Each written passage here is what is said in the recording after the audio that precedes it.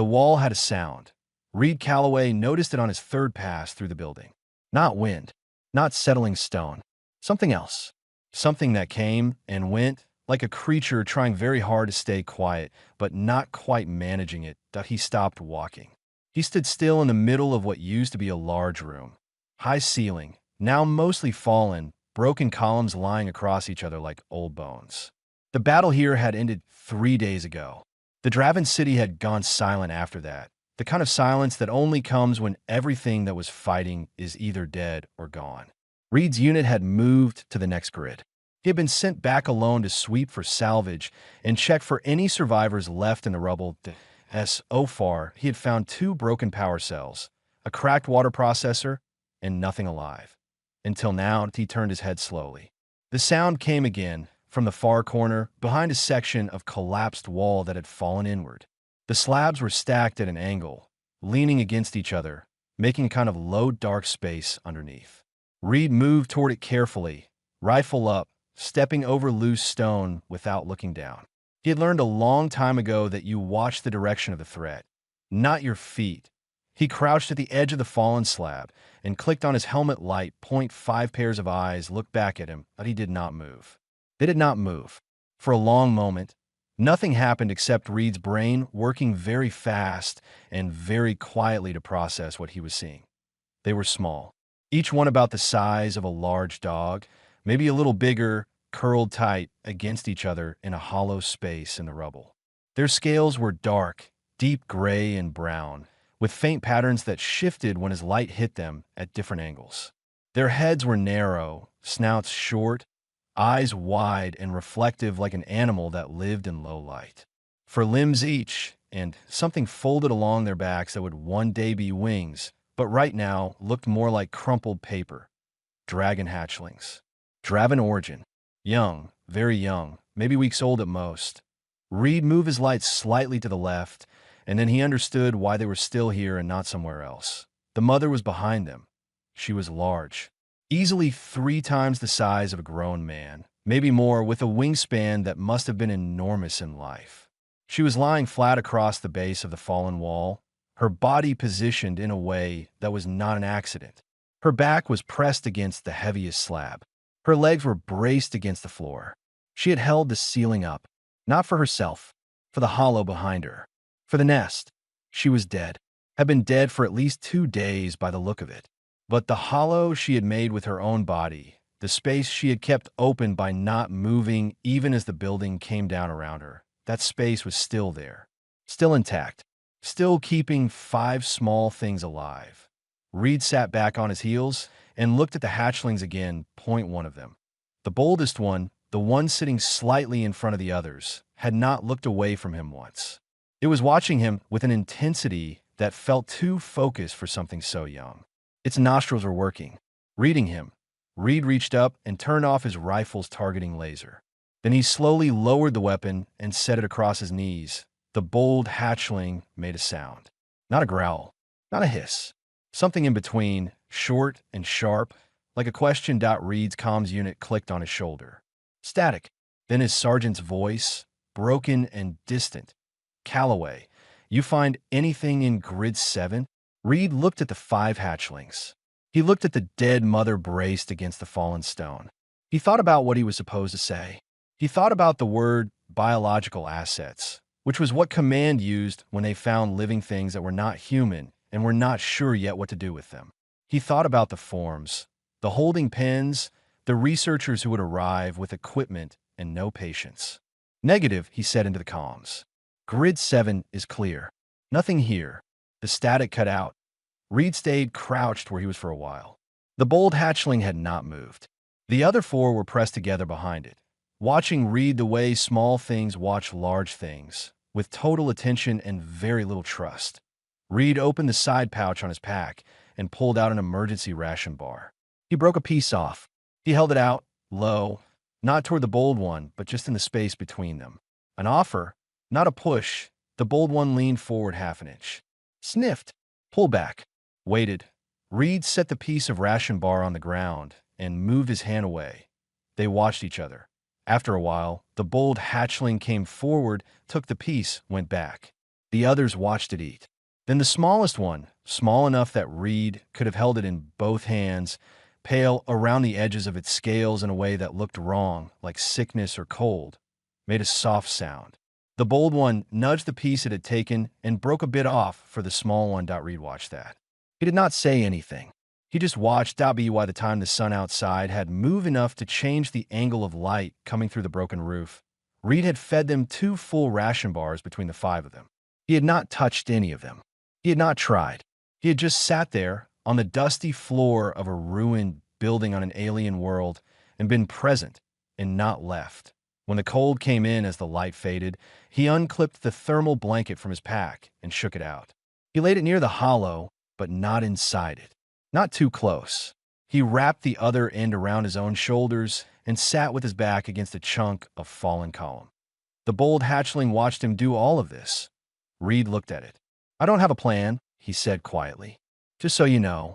The hatchling blinked once, slowly, and then sat down with a small thump, wings still half crumpled, eyes still on him. It was, Reed thought, a reasonable response. He did not sleep much that night.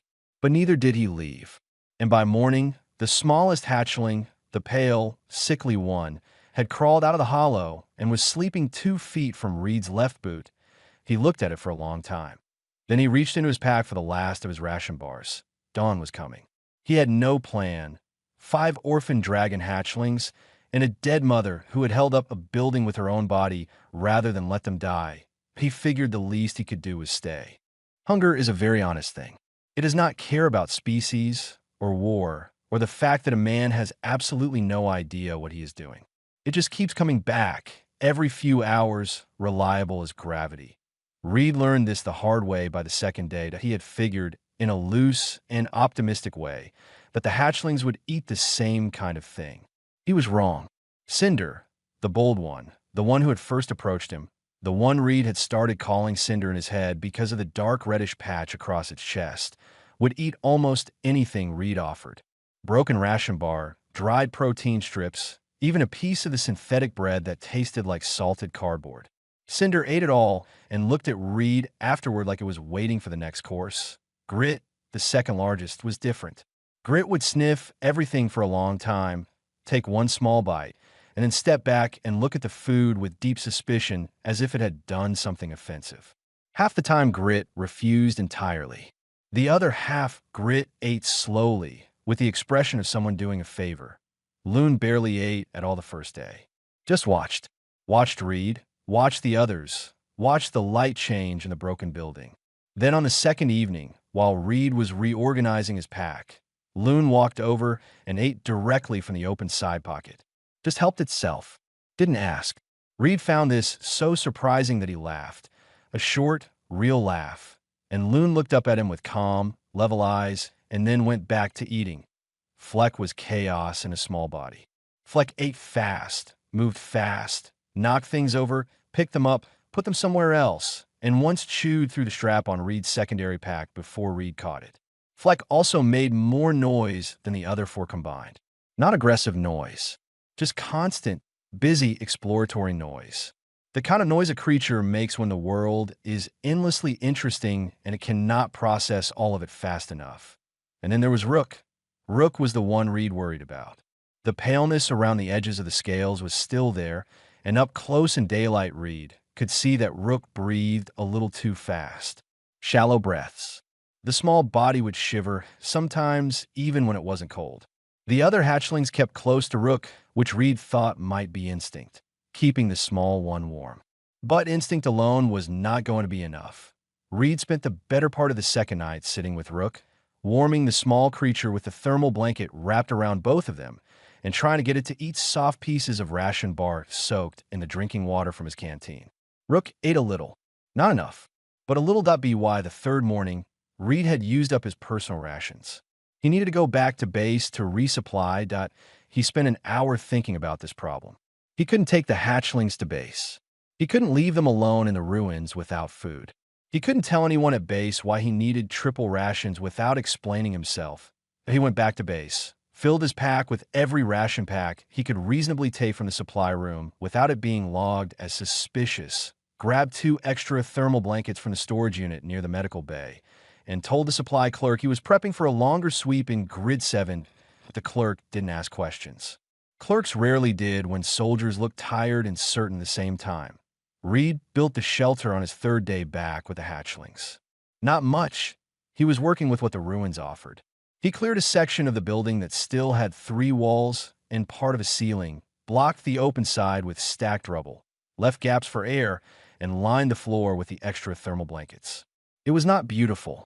It would keep the wind out and hold warmth. That was enough. Cinder inspected every part of this construction carefully, walking the perimeter twice before sitting in the middle of it and apparently deciding it was acceptable. Fleck immediately began pulling at a loose piece of the rubble wall Reed had built. "Don't," Reed said. Fleck looked at him. "Hold the piece again." "I said don't." Fleck let go of the piece, sat down, and began chewing on Reed's bootlace instead. Reed looked at the sky through the broken section of the roof and breathed slowly on the 4th day. Fleck found the emergency comms unit in the outer pocket of Reed's pack. Reed did not notice until he heard a clicking sound from across the shelter and turned to find Fleck sitting on top of the pack, the comms unit held in both front paws, pressing every button with focused intensity. Reed moved faster than he had moved in a week. He crossed the shelter in 4 steps, took the comms unit from Fleck, who held on for a moment longer than was polite, and checked the screen. 3 buttons pressed, none of them the broadcast button. Reed stood there with the unit in his hand and let out a very long breath. "You're going to give me a heart attack," he told Fleck. Fleck made a sound that was suspiciously close to contentment. Reed started keeping the outer pockets buckled after that. It was on the 5th day that he first saw the old alien, that he had stepped outside the shelter to check the perimeter, moving quietly through the larger ruined section of the building, when he noticed a shape near the far wall. Tall, thin, wrapped in something dark, standing very still in the shadow of a collapsed column. Not hiding exactly, just being still in the way that old things are still.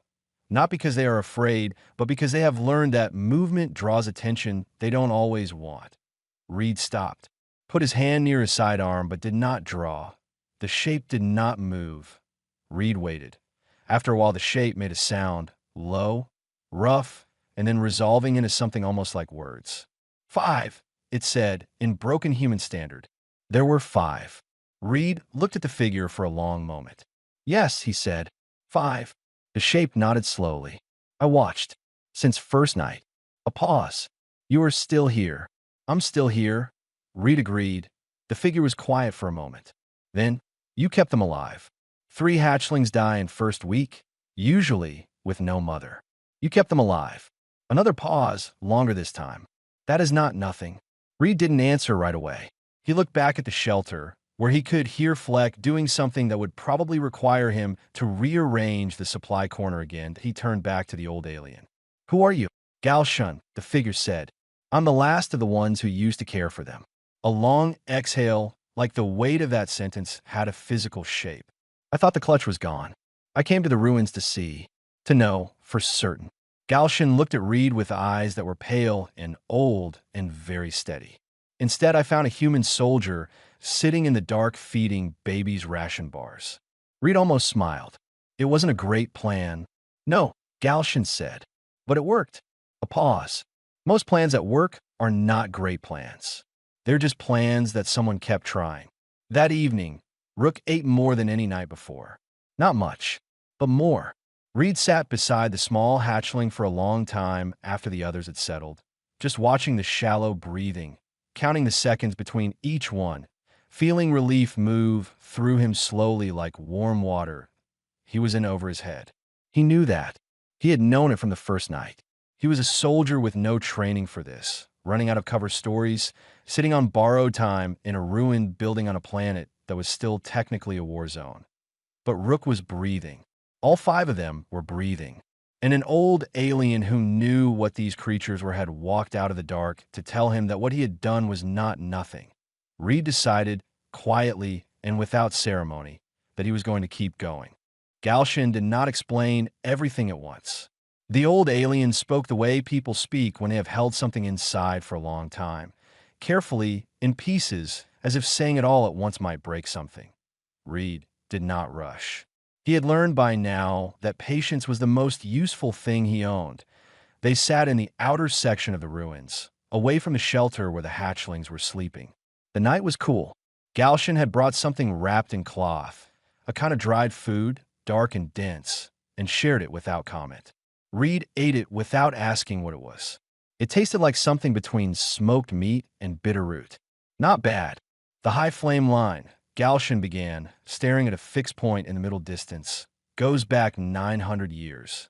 Maybe more. Before the war councils, before the city factions.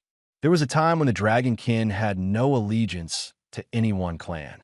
They were free creatures and dangerous, and every clan feared them. Reed nodded slowly. He did not speak. Then one clan, the first caretakers, found a clutch. Orphaned, like this one. And they raised them. Galshin's voice was quiet and even. They did not try to use them as weapons. They did not put them in cages. They just lived alongside them. Shared food. Shared warmth. Let the hatchlings grow into what they were. A pause. What happened next surprised everyone. The Dragonkin, when grown, began moving between the clans. Not threatening. Not attacking. Standing between those who were about to destroy each other. They had lived with one clan and learned peace was possible. So they went looking for it everywhere. Reed looked at the shelter entrance. He could see Cinder's outline in the dark, half awake, watching the doorway the way it always did. They're not fully like us, Galshin continued. Not sapient in the way your species would define it. They do not have language. They do not make tools. But they have memory that lasts a lifetime. They read intention the way you might read a written page. They know when something means them harm. They know when it does not. The old alien glanced at Reed. They know the difference between someone who stays because they must and someone who stays because they choose to. Reed thought about his first night in the ruins. The lie he had told into the comms. The ration bar on the floor between him and Cinder. The lineage was supposed to end with the war, Galshin said. The hatchery was the last place the clutch eggs were kept. When the fighting came close, the mother chose to stay. A long pause. She was the last of the bonded line. She could have left. She did not. They sat in silence for a while. You said they need a bonding, Reed said eventually. What is it exactly? Galshin looked at him for a moment before answering. In the old ceremony, a caretaker would bring the hatchlings through a moment of real danger. Not staged. Real. The caretaker would stand between the threat and the clutch would be given the choice to flee or to stand with the caretaker. A slow exhale. If they stand, the bond is made. If they flee, the bond does not form, and they grow without it. Without the bond, the old texts say, they grow into solitary creatures. Still intelligent, still strong, but closed. Alone. They do not seek peace between others. They seek only their own survival. Reed was quiet, and if the bond doesn't happen within 2 weeks, the window is biological. It is not a tradition. Something in their development closes. The capacity does not disappear, but it becomes much harder, much less certain. Galshin folded both hands in the lap. I have seen it happen once in old records. The unbonded ones were not cruel, but they were not what they could have been. Back in the shelter, something moved. Reed looked over to see Loon emerge from the doorway, moving silently across the rubble, and then settle exactly beside Reed's left side. No unknown cement, just arrival. Loon tucked its feet under its body and sat there looking forward, perfectly calm, as if it had decided Reed was the most sensible place to be. Galshin watched this and said nothing for a moment. Then, quietly, they're already leaning toward you. You understand that. I figured, Reed said. It will complicate things. I know. Your command will want to know where you have been spending your time.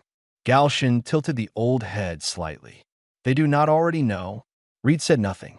Galshin read the silence correctly. You lied to them. I said the grid was clear. Galshin did not sound judgmental. Just thoughtful. That will have a cost eventually. Reed knew that too. He had been aware of the cost since the first night. He had chosen to pay it anyway, without knowing how large it would get. That was not wisdom. He was aware of that also. But it was what had happened, and he was not going to undo it. The next morning, he went back to base to find that Ambassador Nira Voss had arrived. He heard about her before he saw her.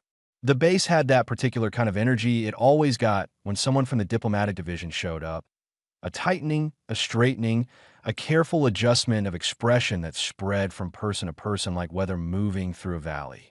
Reed had seen it before. He did not like what it usually meant that he found out from a base cook that Voss was asking questions about biological recovery in the grid sectors around the old city. Someone, Reed did not know who, and the not knowing sat cold in his stomach, had apparently mentioned unusual activity near the ruins. Voss had not found anything yet. She was asking questions, not taking action. But she was the kind of person who asked questions very methodically, and who moved from questions to conclusions faster than most people move from conclusions to decisions. Captain Dura West stopped Reed in the corridor between the mess hall and the equipment bay. "Calloway," she said. Not loud, not aggressive. Just his name, said in a tone that meant she wanted his full attention and she was going to get it regardless. But he stopped. West was not tall. She had the kind of build that looked compact until you noticed how still she always was. The stillness of someone who had learned exactly how much energy to use and never spent more than that. Her eyes were sharp and her patience was genuine, which made it more serious, not less, when she ran out of it. "You've been spending a lot of time in Grid 7, she said. "Running extended sweeps," Reed said. "Thorough clearance." "Thorough." She repeated the word without expression. "Voss is asking about Grid 7 specifically." Reed kept his face steady. "There's nothing in Grid 7. West looked at him for a long moment. She was very good at those moments. Reed held still and let it happen. "I'm going to ask you one question," West said finally, "and I want you to think carefully before you answer." He waited. "Is whatever you're doing in Grid 7 going to become a problem for this unit?" Reed thought about Rook's shallow breathing getting stronger, about Loon sitting beside him in the dark, as if it had simply calculated that this was where it was supposed to be, about Cinder watching the shelter door. "Not if I can help it," he said. Wes held his gaze for another second. Then she stepped back slightly, not an agreement, but a pause. "A window. I'm watching," she said. "That's all I'm saying." Reed nodded once and walked on. Outside, the sky over the ruins was clear and pale. Somewhere in Grid 7, 5 hatchlings were awake and waiting. One of them was small and still too pale at the edges, and had 12 days left before a biological window would begin to close. Reed walked faster. The smell came first.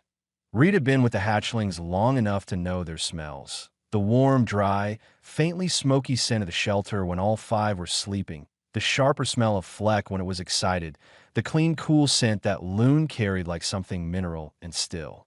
He had learned these the way you learn anything you live closely with. Without trying, just by being present long enough, this smell was different. It came from outside, from the wider ruins, and it moved with the wind. Heavy, musky, with something underneath it that was almost rotten, but not quite. More like a thing that had never bothered to wash, because nothing had ever made it feel like it needed to. Cinder smelled it first. Of course, Cinder did. The bold hatchling went still in the middle of eating, head up, nostrils working in fast, short pulls. The others noticed immediately. Hatchlings read each other the way instruments in a set respond to the same frequency. Grit backed up against the far wall. Loon moved closer to the shelter entrance and stopped there, watching outward. Fleck, for the first time since Reed had known it, made no sound at all. Rook pressed against Reed's side, small and trembling. That Galshin had come to the ruins that afternoon and was sitting near the outer wall when the smell arrived. Reed saw the old alien stand up from across the room. Slow, careful, but with a tension in it that Reed had not seen from Galshin before. "War beast," Galshin said. Low, almost a murmur. "It has found the scent of the clutch." Reed was already up. "How big?" "Larger than the mother." Reed did the math on that fast and did not like the result. He moved to the shelter entrance, put himself in the doorway, and looked out into the ruins. The light was fading. He could see the open section of the building, broken columns, fallen stone, open sky at the far end where the outer wall had come down entirely. He could not see what was making the smell. Then he could IT came in through the collapsed outer wall, slow, and deliberate, the way large predators move when they're not afraid of anything. It was lower to the ground than the mother had been, built more heavily, with a blunt, wide head and legs that were thick as columns. Its scales were almost black. Its eyes were a flat, pale gold that caught the last light and threw it back without warmth that it was not young. This was an old creature, old and very large, and it had scented something it wanted. Reed checked his weapon. Standard issue plasma rifle. Good against lightly armored targets. Against something this size, at this range, it would hurt it. Probably. Maybe slow it down. He reached for his comms unit and then stopped. If he called for support, they would come. And they would find a shelter and the hatchlings and the entire situation he had been building in secret for over a week. Everything would end before the 2 weeks were up. Before the bonding window closed, he put the comms unit back. Galshin appeared beside him. "You cannot fight it alone," the old alien said. "I know," Reed said. "Then call for help." "I can't." A pause. "You can." "You are choosing not to." Reed kept his eyes on the war beast. It had stopped moving. It was watching him, testing the air, deciding, "If I call for help, this all ends tonight.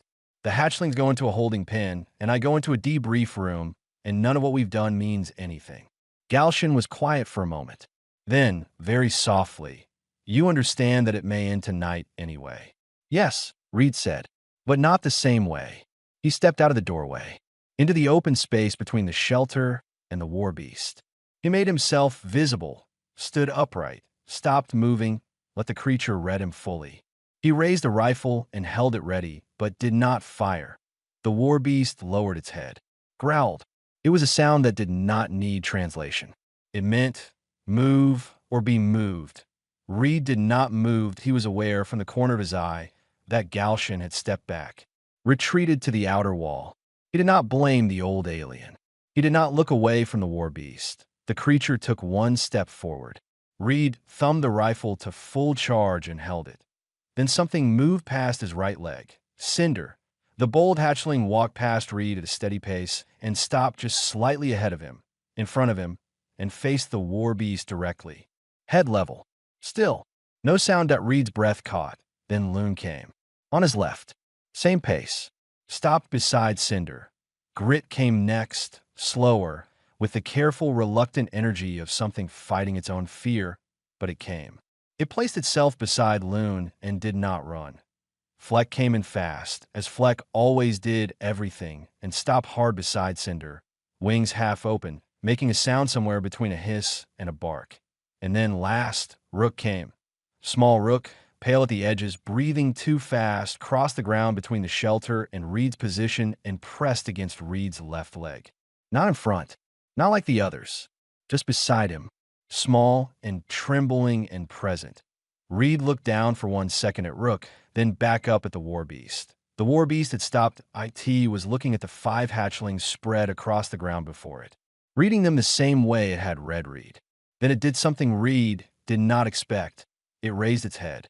Not to strike. The motion was different. It was the motion of a creature reassessing. Reed fired twice. Not at the body. He aimed low, at the creature's front feet, direct hits that cracked stone and sent bright plasma across the floor. Not lethal. A statement. The war beast pulled back. 1 step. 2. The flat, pale eyes held on the group of them. The human, the 5 hatchlings, all standing together in the half-dark. And then it turned. Not fast, not frightened, but it turned. It moved back toward the collapsed outer wall and was gone into the failing light. Reed stood where he was for a long moment after the sound of it faded. Behind him, Galshin had not moved. The old alien was standing near the wall, very still, watching.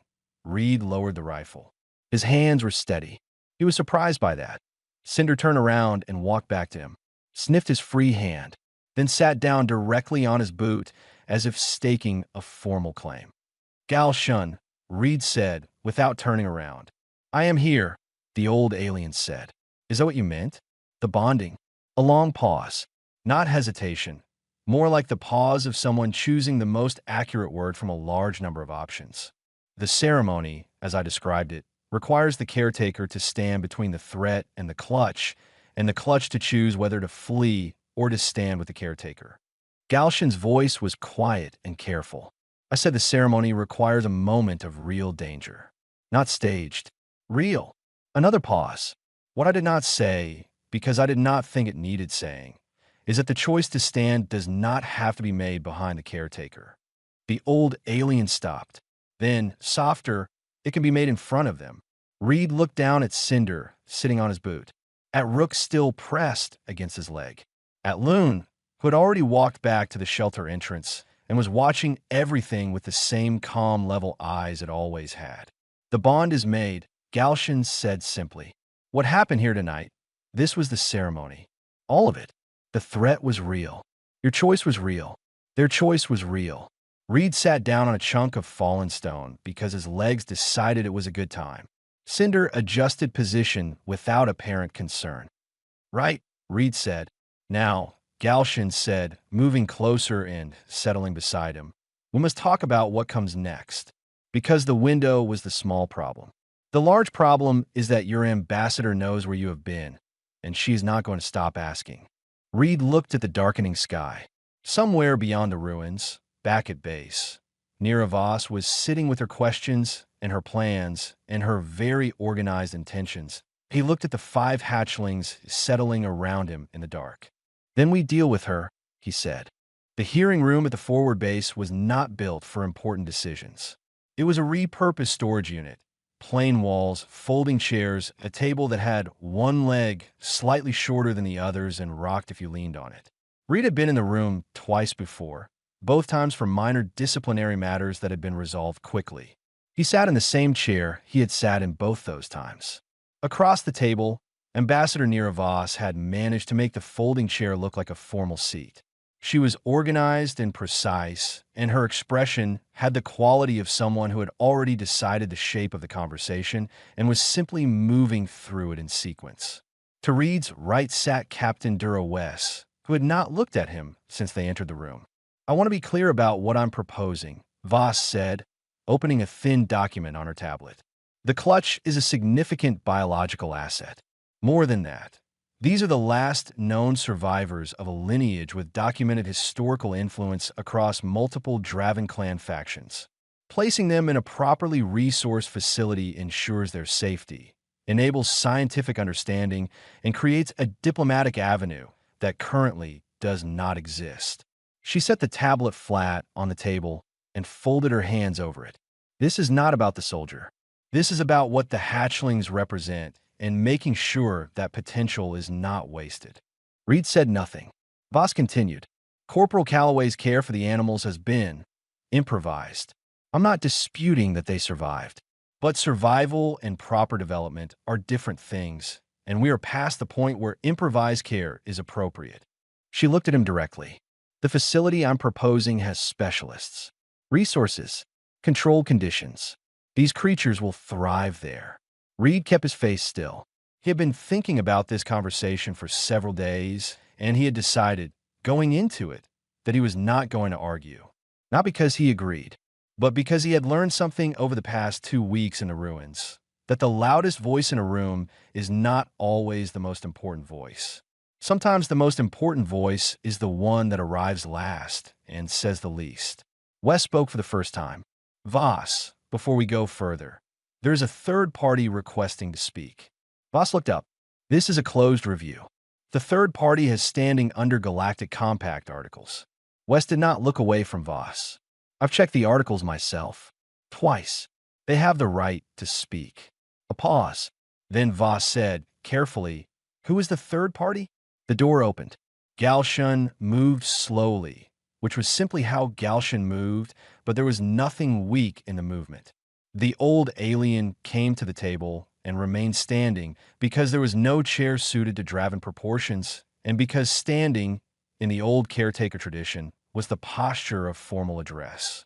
Voss looked at Galshin the way people look at variables they did not account for in their calculations. I represent the caretaker caste of the Draven Dragonkin line, Galshin said, in clear human standard, much cleaner than the broken phrases Reed had heard in their first meeting, and Reed understood that this too was a choice, a deliberate display of capability held in reserve. I'm the last living member of that caste with recognized standing. The clutch in the ruins of the old hatchery falls under my caste jurisdiction by Draven law and by the terms of the Galactic Compact articles signed by the Human Diplomatic Corps 14 years ago. Voss opened her mouth slightly, closed it.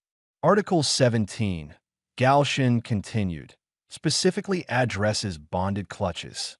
A bonded clutch cannot be separated from its bonded guardian except by documented cause, showing harm or danger to the clutch directly caused by the guardian. The old alien paused. There is no such cause. The guardian kept 5 hatchlings alive through improvised care during a period of active warfare on a hostile world, including standing between the clutch and a full-grown war beast without support and without retreat. Another pause, smaller, sharper. Article 17 also requires that any claim against a bonded guardian be heard with the guardian's advocate present. I am that advocate. The table was quiet. Voss recovered quickly. Reed gave her that. She was good at recovery. The bond itself is in question, she said. A formal bonding requires a ceremony. I have no documentation of the ceremony is not a document, Galshin said. It is an event. I witnessed it.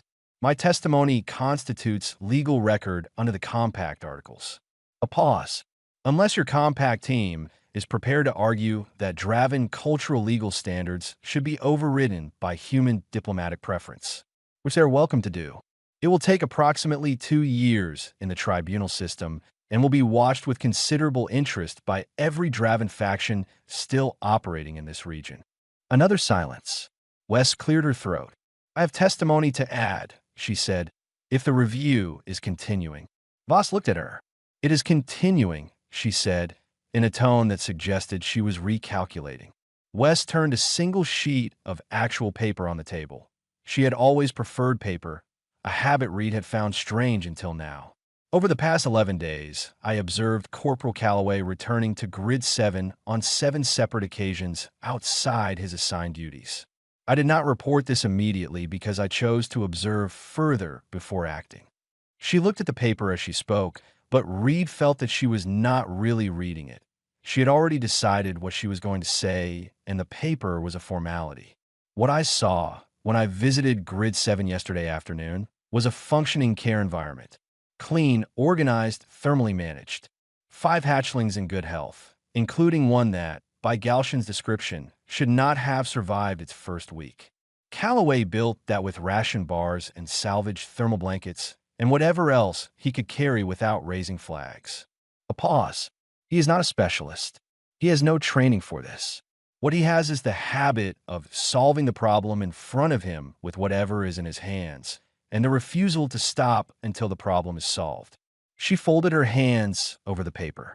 In my experience, that is what keeps things alive when the right conditions are not available, which they frequently are not. Reed looked at Wes. She did not look back. She kept her eyes on Voss. Voss was quiet for a long moment. Then she picked up her tablet and made a note on it. Her expression had not collapsed. It had shifted the way a plan shifts when it hits unexpected terrain and has to reroute.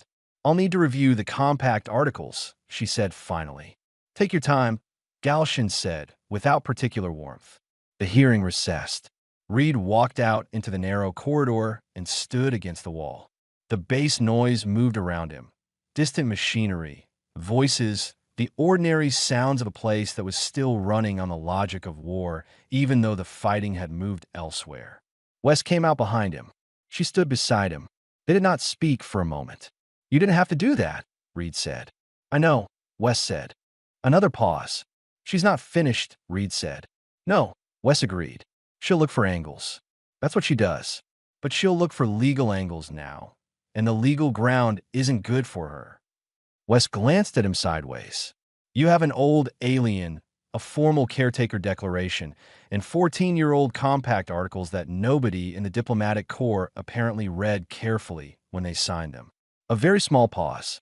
Also 5 dragons who apparently walked in front of a war beast for you, which I have to say is the strangest thing anyone in this unit has done to build a legal case. Reed almost smiled. Wes looked away. Go back to your shelter, she said. I'll handle Voss for tonight. Reed went. The ruins were cool and dark when he arrived. He ducked through the shelter entrance and stopped to let his eyes adjust. The 5 hatchlings were there. Fleck immediately climbed halfway up his leg. Grit observed him from a distance with deep dignity. Loon moved silently beside him like weather. Cinder pressed its head briefly against Reed's hand. And Rook, pale at the edges and still too small, made a soft sound and settled against his boot. Reed sat down in the middle of all of them and did not say anything for a while. Then, quietly, to no one in particular, Wes called you 5 dragons. Just so you know. Fleck made a sound. Cinder flicked its tail. Rook breathed steadily against his leg. Reed leaned back against the wall and looked at the strip of dark sky visible through the gap in the roof. The stars over this world were different from home. Closer together, more crowded, a dense scatter of light instead of clean, separate points. He looked at them for a long time. He was still a soldier on a war-damaged alien world with no clear plan and a legal situation that was not yet resolved, and a diplomatic officer who was definitely not finished with him. None of that had changed, but all 5 of them were breathing. And the old alien who had lost everything had found something to stand up in a formal hearing and fight for. And Wes, careful, deliberate, never waste a word Wes, had put her name on a piece of paper and read it out loud. Reed closed his eyes. He was not alone in this. That was new. That was, he thought, not nothing. 3 months is not a long time. In the span of a war, or a legal process, or the growth of a species, 3 months is a breath, a pause, a small thing. But inside of 3 months, if you are paying attention, entire worlds can shift. The ruins of the old hatchery had changed. The outer walls had been cleared of the worst of the rubble. The intersection was reinforced with salvaged material and some proper building composite that Galshin had sourced from a trade contact in the nearest functioning Draven settlement. The floor was clean. There was actual insulation in the walls now, not just layered thermal blankets, though 2 of those remained because Fleck had decided they were a permanent feature and Reed had learned to pick his battles. The Galactic Compact Tribunal had released its ruling 6 weeks after the hearing. Voss had found her angles, 3 of them, and each one had been addressed, one, by Galshin's formal submissions and by the legal team that the Human Diplomatic Corps had quietly, and with some embarrassment, been required to assign to Reed's side of the case once the compact articles made it unavoidable. The final ruling was not complicated. The bond was recognized. The guardianship was legal. Ambassador Nira Voss had moved on to a different post. Reed did not know if this was a defeat for her or simply a reassignment. He had decided it did not matter. What mattered was the title now attached to his name in the Galactic Compact Registry. Bonded Guardian, High Flame Clutch, Draven lineage. The first human to hold such a designation under Draven law. He had not framed the certificate. It was folded in his pack. The hatchlings were not the same creatures they had been 3 months ago. They were bigger, all of them significantly bigger, which should not have surprised him, but did, every time he turned around and found that Cinder's head now reached his chest when the hatchling stood upright. Their wings had straightened and filled out. Not ready for flight, yet. Galshin said that was still months away, but they held them differently now, with intention rather than awkward crumple. Cinder had not changed in personality. Still bold, still the first one through any doorway, still the one that made eye contact with every new person who entered the sanctuary, as if conducting a rapid assessment that would determine all future terms of engagement. What had changed was the weight behind it. There was something deliberate in Cinder now that had been instinct before. The boldness had grown into something that understood itself. Grit had become Reed's shadow during construction.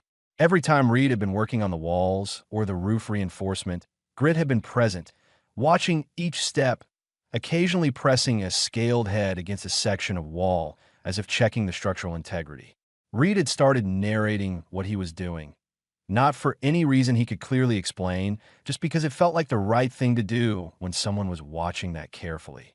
Grit had listened to all of it with an expression of deep consideration. Loon had surprised everyone by turning out to be the most strategically minded of the 5.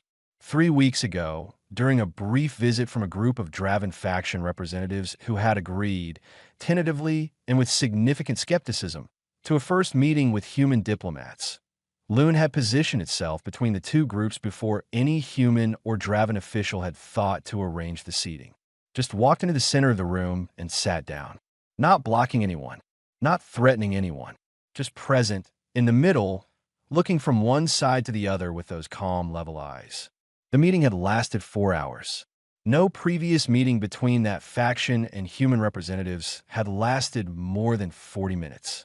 Reed did not know if Loon had calculated this or simply felt where it should be. He was not sure the distinction mattered.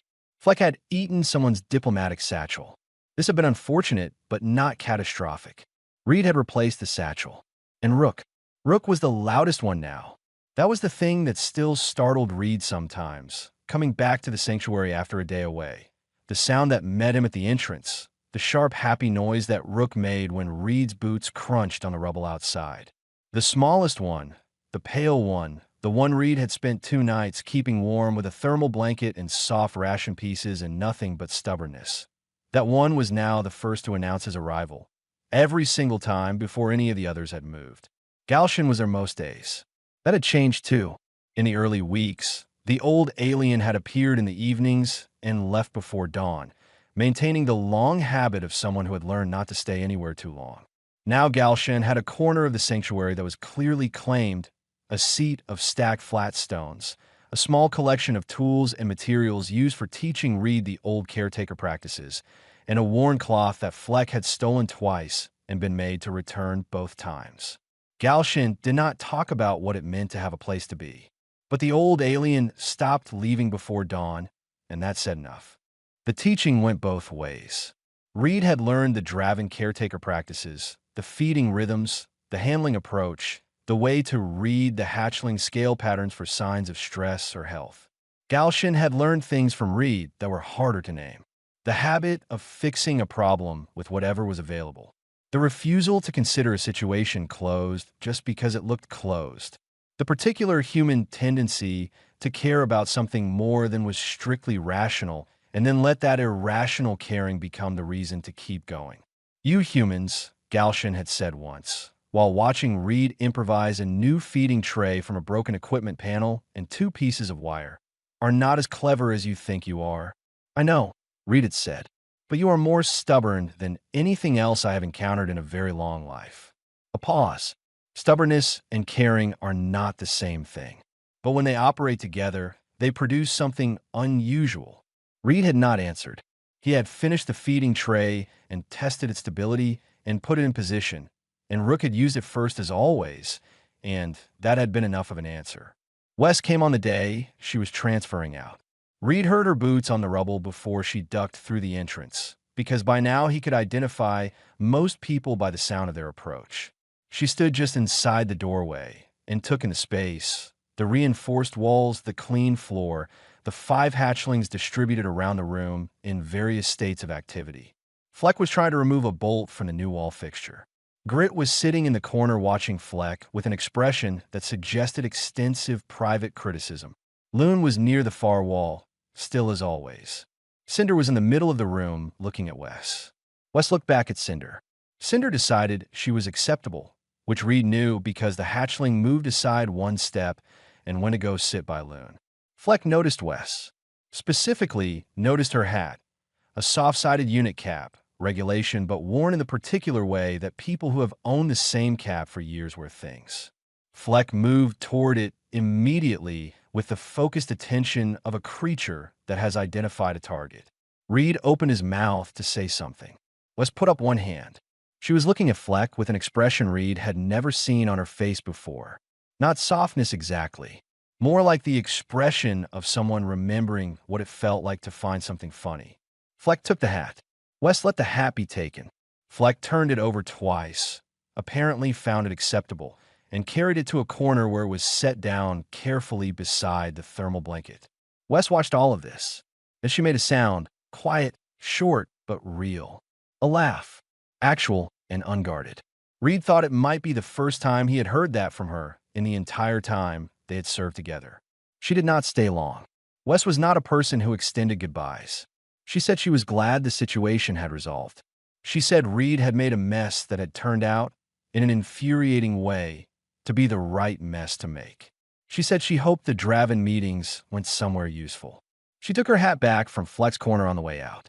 Fleck watched her go with an expression that suggested the matter was not fully closed. When she was gone, the sanctuary settled back into its ordinary sounds. Galshin was working on something in the far corner. The hatchlings were distributed in their usual ways. The light through the reinforced roof gap was late afternoon gold, long and warm. Reed moved to the far wall, the oldest wall, the one that had survived the original collapse, the one that had been part of the building when the mother was still alive. He crouched down and looked at the section he had cleaned 3 days ago. Old stone. The material was rough under his fingers, pale gray with darker veins running through it. He had a marking tool in his pocket. A simple one, the kind used for labeling equipment panels, sharp point, permanent line. He had been carrying it for 2 weeks, waiting until the right moment, which had not been a defined moment, but which he had recognized when he felt it. He drew the first mark. Small, careful, nothing elaborate. A simple shape that could be read as a small flame, or a wing, or just a line if you were not looking for meaning. For Cinder, he made it the height where Cinder's shoulder would be if the hatchling were standing beside the wall. He made the second mark for Grit, slightly squared at the base. The third for Loon, thin, a little curved. The fourth for Fleck. He made this one slightly crooked because it felt right. And the fifth he made at the lowest point, close to the floor, for Rook. Small, clean, the most careful of all of them. He stood up and looked at the 5 marks in a row on the old stone wall. Behind him, Rook made a sound, the usual announcement of his return, even though he had never left, which was the thing about Rook that still made him feel something he did not have a word for. He turned around, and the smallest hatchling was looking at him with bright, alert eyes, waiting for whatever came next. Galshin spoke from the corner without looking up from a work. "What did you put on the wall?" "Marks," Reed said. "For them." "For them," Reed said. Galshin was quiet for a moment. In the old tradition, the caretaker marked the wall of the hatchery when the clutch was established. To say, "This place is claimed. Something lives here that matters." Reed looked at the 5 marks. "I didn't know that." "No," Galshin said. "You didn't." A pause. "You did it anyway." The light shifted. Cinder came and pressed a shoulder against Reed's leg, comfortable and heavy, a creature that had decided where it belonged and saw no reason to question it. The stars would come out soon. The Draven faction representatives were due back for a second meeting in 4 days, and there was preparation to do, and Galshin had things to teach him, and Fleck was going to find something to dismantle before morning. Reed stood in the sanctuary that had been ruins, with 5 growing dragons around him and an old alien in the corner, on a world that was slowly, carefully, in pieces learning how to stop fighting. He had not saved the world. He had not meant to change anything. He had just stayed and fed and stood between something small and something that wanted to destroy it. He had just done something small, something specific, something that, on the first night, had felt like the only reasonable thing left to do. It turned out that was enough.